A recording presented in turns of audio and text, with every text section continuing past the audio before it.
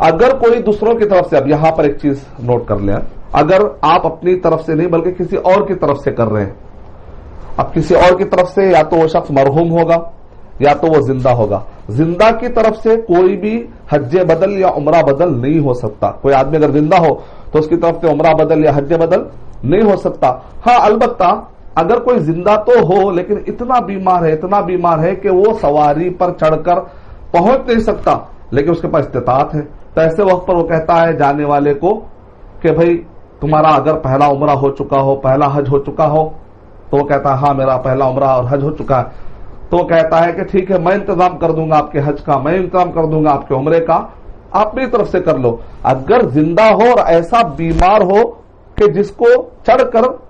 سواری پر چڑھ کر جا کر حج یا عمرہ کر کے واپس آنا ممکن نہ ہو، اتنا اگر کوئی بیمار ہو اور اچھا ہونے کا بھی چانس نہ ہو، تو ایسے آدمی کی طرف سے بھی اگرچہ کو زندہ کیوں نہ ہو، اس بات کی اجازت ہے کہ عمرہ یا حج بدل ایسے آدمی کی طرف بھی کیا جا سکتا ہے. رہا وہ مرحوم، جو مرحوم ہو چکا، حج نہیں کر سکا، جس نے وصیت بھی نہیں کی لیکن بیٹے کو خیال آیا یا قریبی رشتہ دار کو خیال آیا